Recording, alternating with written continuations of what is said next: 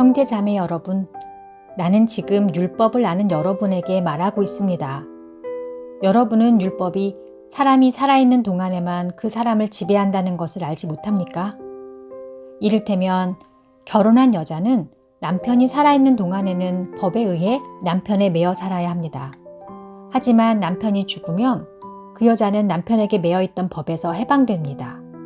그래서 여자가 남편이 아직 살아있는데도 다른 남자와 결혼하면 그 여자는 간음죄를 짓는 것이 되지만 만일 남편이 죽으면 그 여자는 그 법에서 해방되므로 다른 남자와 결혼하더라도 간음죄를 짓는 것이 되지 않습니다. 내 형제자매 여러분, 이와 같이 여러분들도 그리스도의 몸으로 말미암아 율법에 대해 죽었습니다.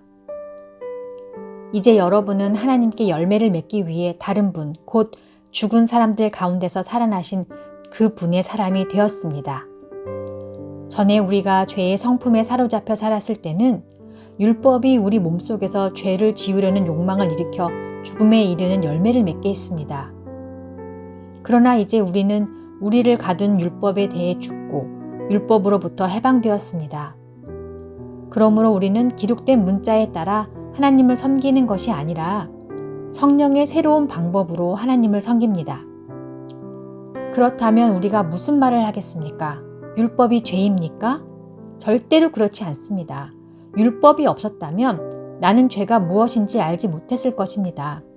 율법이 탐내지 마라고 말하지 않았다면 나는 탐내는 것이 무엇인지 알지 못했을 것입니다.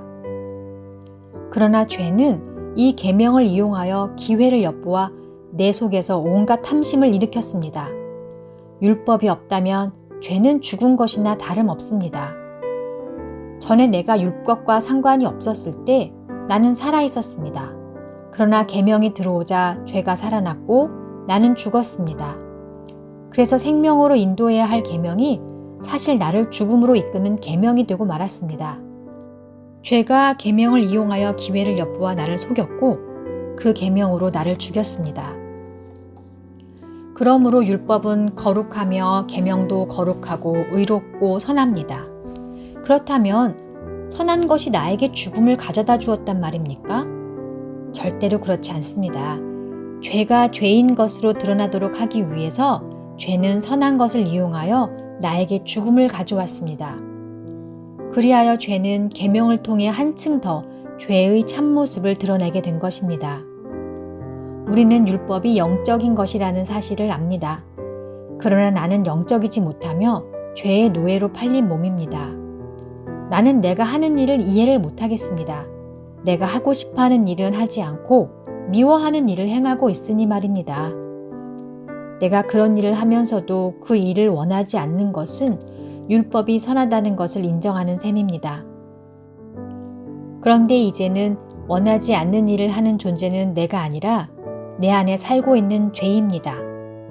나는 내 안에, 다시 말해서 나의 죄악된 본성 안에 선한 것이라고는 하나도 존재하지 않는다는 사실을 압니다.